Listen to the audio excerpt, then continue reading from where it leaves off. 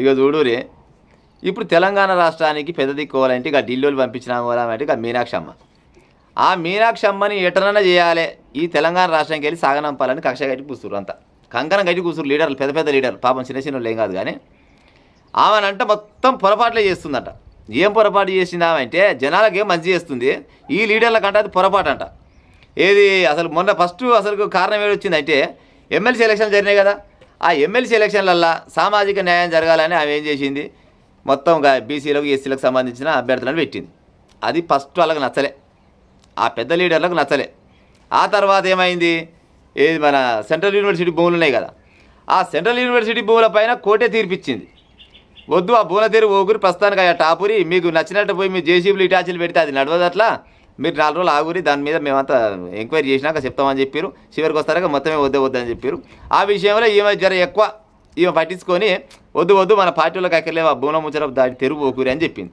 అది నచ్చలే అంటే ఎట్ట నచ్చు ఈ పెద్ద పెద్ద లీడర్లకు అంటే చిన్న లీడర్లకు కాదు కానీ మినిస్టర్ స్థాయిలో ఉన్న లీడర్లకు ఏది సెంట్రల్ యూనివర్సిటీ భూములల్లో ఆయనకు ఒక 10 ఎకరాలు ఈయనకు 10 ఎకరాలు జర పెద్ద మినిస్టర్కు 15-20 ఎకరాల భూమి అట్ట సైడ్ పాయింట్ ఇప్పిస్తే మంచామే మీనాక్షమ్మ అమ్మో పుణ్యాత్కురాలు దేవత సోనియా గాంధీ తర్వాత సోనియా గాంధీ అందరేమో మరి అయితే అది పొరపాటు చేసినారు ఇంకా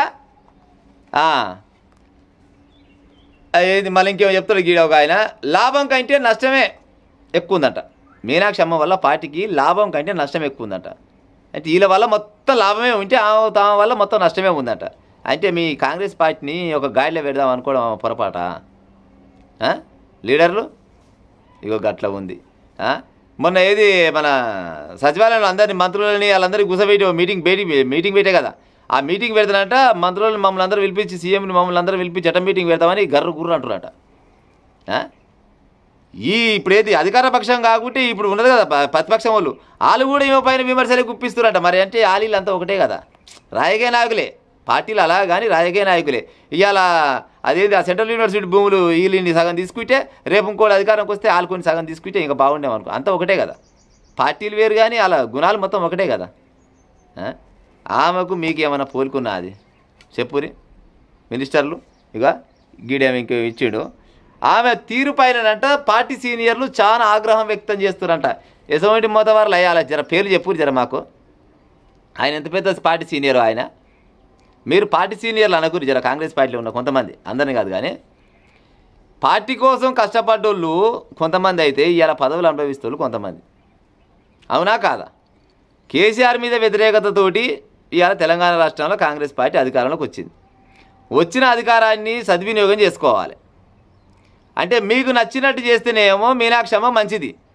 మీకు నచ్చనట్టు చేస్తే మాత్రం ఆమె మంచిది కాదు ఆమెను వెళ్ళిపోయేటట్టు చేస్తటే గుర్తు చివరికి వస్తారు కళ్ళు వీళ్ళంతా కలిసి అవునా కాదా ఇప్పుడు ఆమె వద్దురా నాయన ఈ రాష్ట్రం వద్దు ఏమొద్దు నాకు ఇక ఈడ మొత్తం మంత్రులు చెప్తుంటలేరు ఇక నా వల్ల కాదు నా అంతా నేను వెళ్ళిపోతా సార్ అని ఆమె అప్లికేషన్ పెట్టుకొని ఇక నా అంతా నేను పోతా అనేటట్టు చేసిన దాకా ఆమెను అయితే ఇచ్చిపెట్టినట్టు గుర్తుంది వీళ్ళంతా ఒక మహిళ వచ్చింది ఆమె ఎంతో కొంత ఆమెకు సాధ్యమైనంత వరకు పార్టీకి మంచి మేలే చేస్తుంది ఆమెను ఎంతసేపటికి బదనాం చేయాలి ఢిల్లీలో ఆమె మీద 4-5 కంప్లైంట్ ఇప్పించి ఆమెని ఈడికెళ్ళి పంపించాలి ఇది ఈ మంత్రులు నిజంగా చెప్పాలంటే ఒక్కొక్క ఎమ్మెల్యేని పని కూడా చక్కగా చేయనిస్తలేరంట జనాలు అనుకున్న ముచ్చట మాకు వచ్చిన అవసరం వచ్చిన ముచ్చట ఏం కాదు కానీ జనాలు అనుకున్న ముచ్చట ఏంటంటే ఒక ఎమ్మెల్యే ఏంటన్నా ఒక ప్రోగ్రామ్ చేద్దాం ఏదన్నా ఒక సొంత నిర్ణయం తీసుకుందామంటే ఏమయ్యా ఎమ్మెల్యే అప్పుడే నువ్వు నాకు చెప్పకుండా పోతున్నావా బయటికి ఎట్లా ఏ రకంగా పోతావు బయటికి నువ్వు అనే కాడికి తీసుకొచ్చారు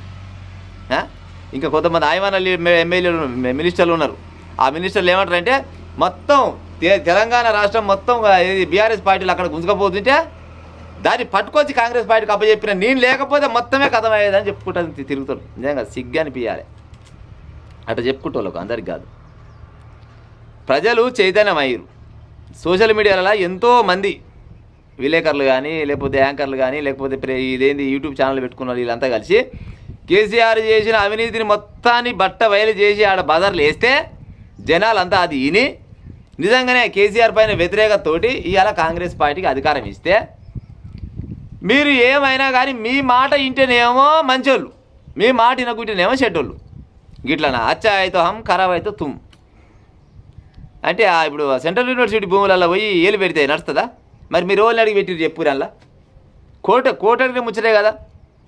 రాత్రే కొనపోయి జేసీబీలు ఇటాచీలు పంపించి అందులో ఉన్న మూగజీవాల మొత్తం ఆగం చేసి, లేకపోతే అక్కడ ఉన్న భూముల మొత్తం అని చూస్తున్నాగానే 100 ఎకరాలను మొత్తం సాపు చేసిరంటే అది కరెక్ట్ అయిన పద్ధతి కాదు.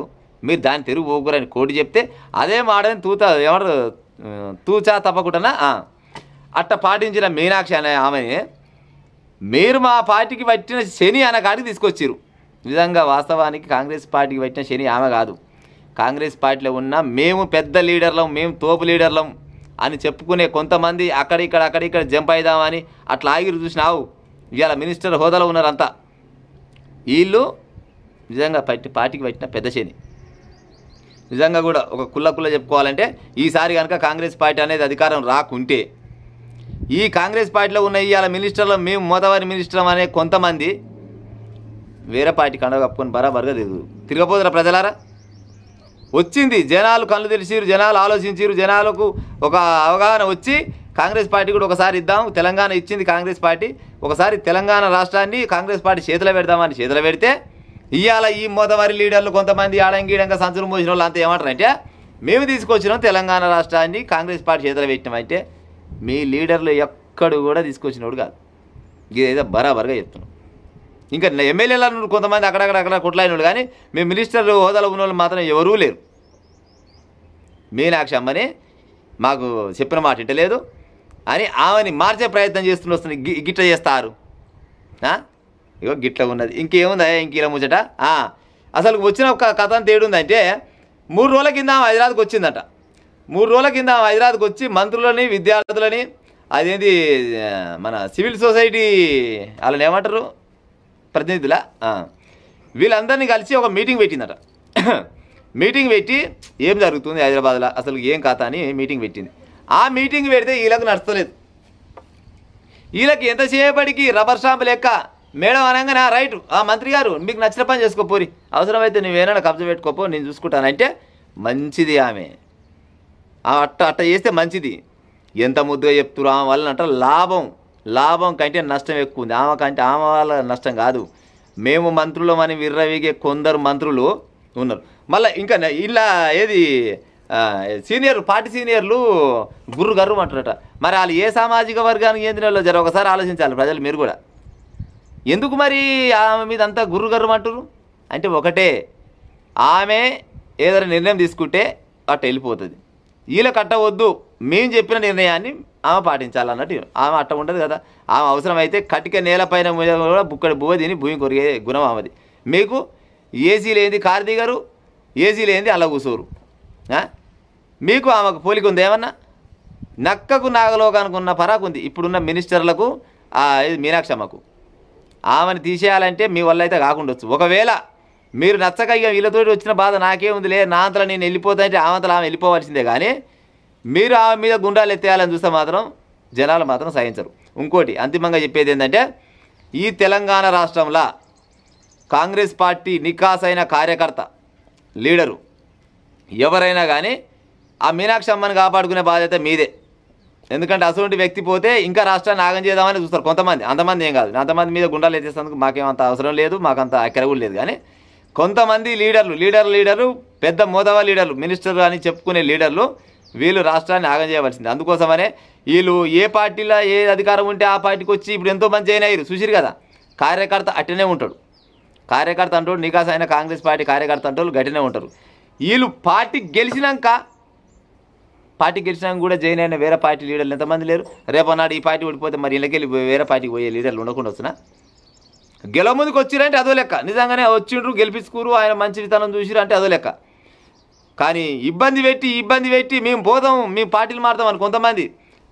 నేను పోతే అసలుకి జిల్లే మొత్తం ఖరాబ్ అవుతుంది, మొత్తం నాశనం అవుతుంది అని కొంతమంది ఇట్లా బెదిరించిన వాళ్ళు ఇవాళ మేము మోదవార్లం, మేము పెద్ద మినిస్టర్లం, లేకపోతే మేము లేకపోతే అసలు రాష్ట్రమే లేదు అని ఎగురుతారు కదా.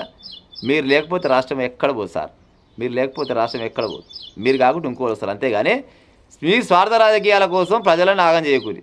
ఇటువంటి ఆయమన్న ఏది ఇప్పుడు ఎవరా మీనాక్షి అమ్మని ఇటువంటి మంచోళ్ళని అలా నెత్తిలా ఊకనే ఏమంటారు పట్టకాల్చి మీదేసి బదనాం చేసి ఉపాయం చేసుకోకూరి. అట్లా చేసుకుంటే కాంగ్రెస్ పార్టీకి రేపటి నాడు పుట్టగతులు అయితే ఉండవు. విన్నారా? పార్టీ అన్నప్పుడు పార్టీ లెక్క చూడాలి. కానీ మీరు ఎంతసేపటికి మేము చెప్పితే ఇంటోళ్ళే మా పార్టీ, మేము చెప్తే ఇంటోళ్ళు మా పార్టీ కాదంటే అది నడవదు. ఎందుకంటే దొర గతంలో ఏం పోగడ చేసిండు, మీరంతా చూసినోళ్ళే కదా.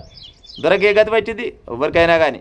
అందశ్రీ సార్ చెప్పిండు, ఏలుకోవాలంటే 5 ఏళ్ళు ఏలుకుంటావా లేకపోతే 10 ఏళ్ళు ఏలుకుంటావా, అంతకంటే ఎక్కువ ఏలుకుంటేందుకు ఇది తెలంగాణ ఎవరిని అయ్యే జాగిరి కాదని ఆయన స్టైల్ చెప్పిండు. అంత పెద్ద స్టైల్ నాకు రాదు, కానీ వాస్తవాన్ని కూడా చెప్పాలంటే ఎవరికి కూడా శాశ్వతం కాదు రాజకీయం అనేది.